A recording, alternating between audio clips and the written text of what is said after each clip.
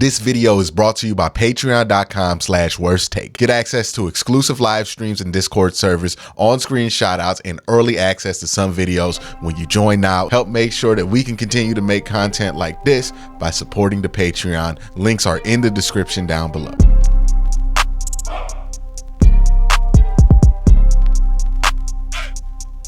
It's time for me to react to your hot takes. Let's get into it. First video we're going to be reacting to is the video I did right after the game. Deshaun Watson has arrived. Son of a Morning Star says, let's not forget the field goal kicker. He can make field goals and extra points.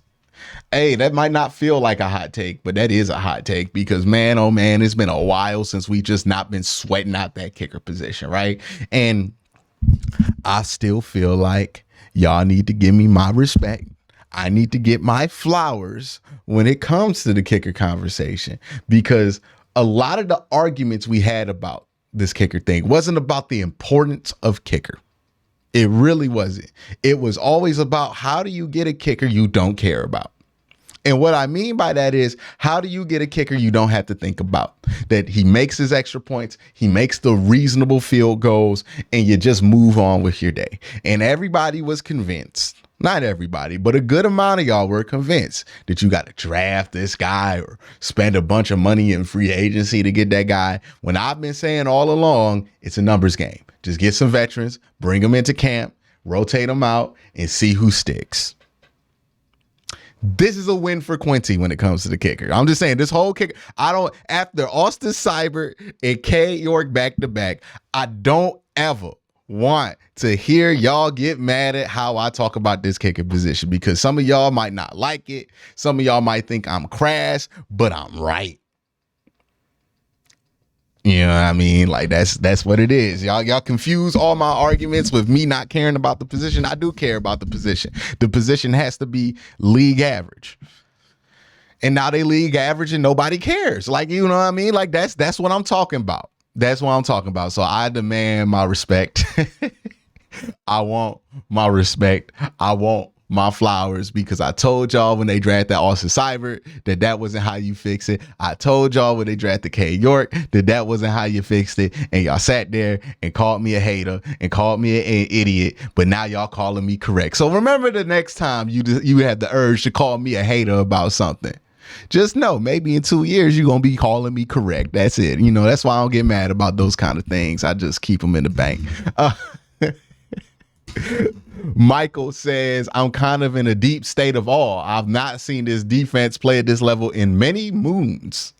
DW finally looks like he's getting comfortable, trusting what's around him. Yeah, this is what you want to see, right? This is the blueprint for the season. A really good, efficient offense and a dominant defense, and that'll take you a very long way. And if you continue to do that, then you're going to be in a great place as a football team. I am 1,000 Apples says, the fact that we can just casually beat the living hell out of teams now is so underrated. How many games did we lose the last couple of years that we let teams back into? Glad we don't have to worry about those kind of choke jobs anymore. The point differential has been a massive difference with this team, because let's keep it a buck. They were able to get leads last year with Jacoby Brissett. They got a big lead against Carolina. They got a big lead versus Pittsburgh on Thursday night. They got a big lead against the Jets. But they were never capable of maintaining those leads. They were blowing leads left and right. And that's the difference between a good football team and a bad football team. A good football team makes you sweat for no reason in the fourth quarter.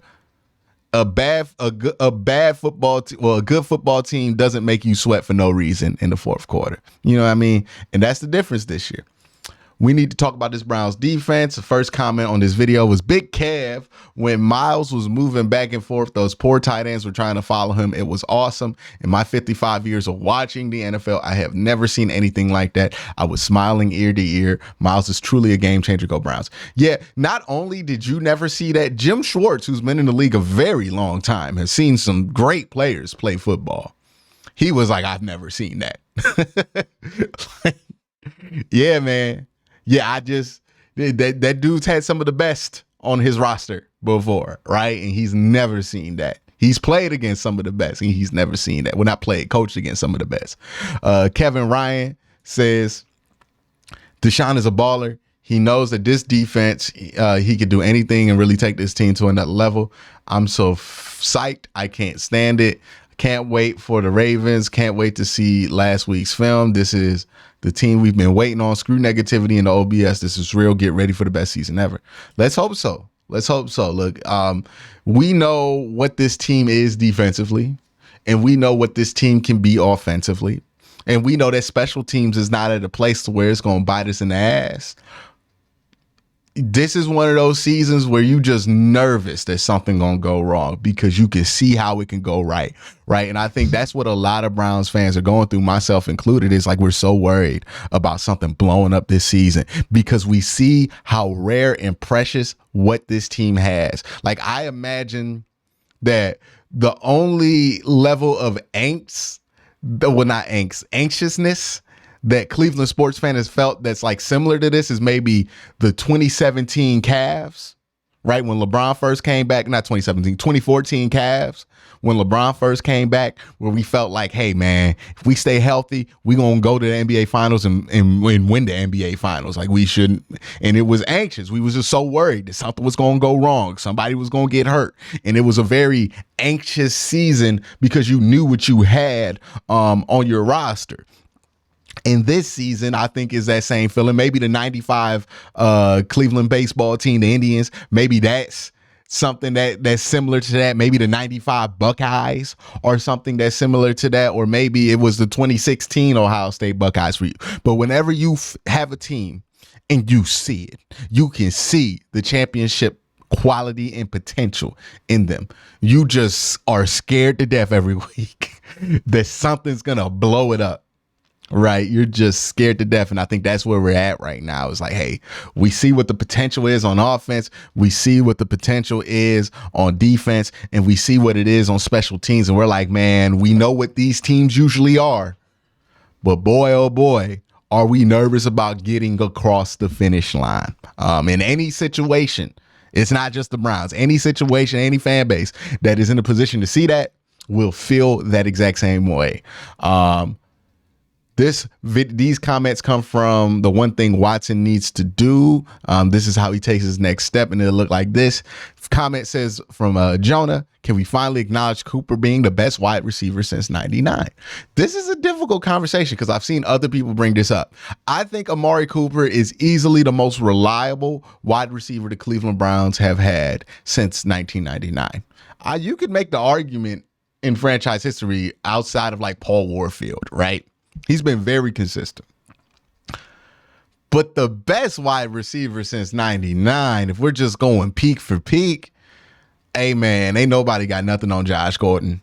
That year, Josh Gordon, think about how good, for those of y'all who weren't avid Browns fans during those times, and y'all don't really know what Josh Gordon was like.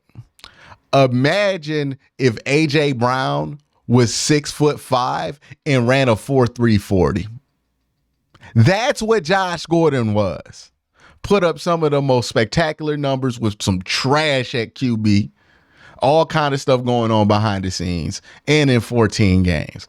Like, I think the further away we get from Josh Gordon, the more and more we act like we forgot what that was. But Josh Gordon, look, that man wasn't. Go back and watch them highlights and tell me that Coop better than that. Coop not. Like, Coop's really good, but we talking about peak for peak. Look, Josh Gordon, whenever he was like on the Browns, especially, he was always that dude. He just couldn't stay on the field because he kept getting in the issues with the league's drug policy, which they've changed since then because of Josh Gordon. But that was too late for it to benefit Josh. But yeah, man, I think people are sleeping on that. Coop is definitely more consistent. Coop is definitely the one you want to have on your team for a season. But if we talking about a game, give me prime Josh Gordon. And it's not even a hesitation because, again, it's like watching A.J. Brown with 4.3 speed and like 6'3". It's incredible. It's I don't think people understand how good Josh Gordon was. I think we're finally getting to the time period where people kind of have like either forgot or they were super young. Because like even people do that with like Josh Cribbs and stuff like that, where people forget how dominant he was, and it's almost impossible for anybody who witnessed that to fall into that.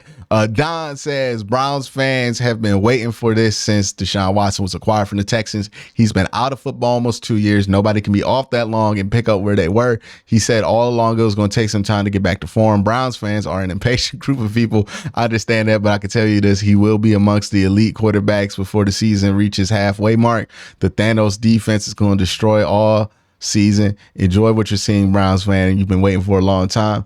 Hey man, you can't blame Browns fans for being impatient, because we ain't just been waiting on Deshaun Watson. We've been waiting for a good quarterback since the 80s.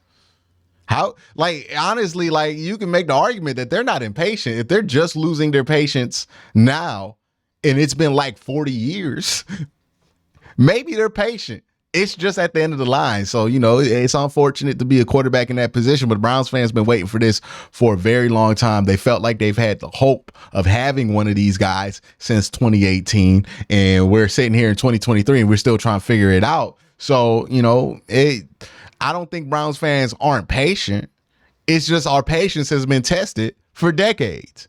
You know what I mean? Like, how can you be patient if you haven't eaten for 7 days and the first time somebody puts some food in front of you, you gobble it up?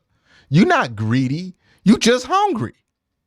Like, that's the same thing with Browns fans. We've been sitting here waiting for a franchise quarterback since before this franchise went away. And it's 2023 and we still waiting on it. So I don't think fans are impatient. I just think fans are hungry. They want it. And this is part of being hungry, is being grumpy. Ain't nobody in a good mood when they hungry. They need, you know what I mean? So that's just what it is. The next video is, has the Browns culture changed? Did this video. Shout out to Cam.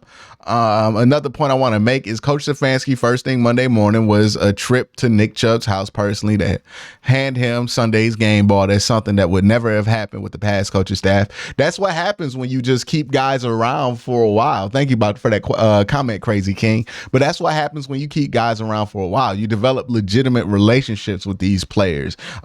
You develop legitimate relationships with guys in this locker room. Like, it would not work if dudes were playing for Nick Chubb if like you had cycled out everybody and like maybe people had spent 2 years with Nick Chubb, but people have spent 5-6 years with Nick Chubb in that locker room. So when he goes down like that, it's a deeper cut. You know what I mean? And it's a deeper bond to rally around and encourage yourself for. So this is what happens when you keep a staff around. You know, you have guys with legitimate relationships, long relationships with these guys, and it makes it easier for them to play with each other. And that's a shout out to the stability that the Browns have been able to maintain on a roster and, you know, on an organizational level.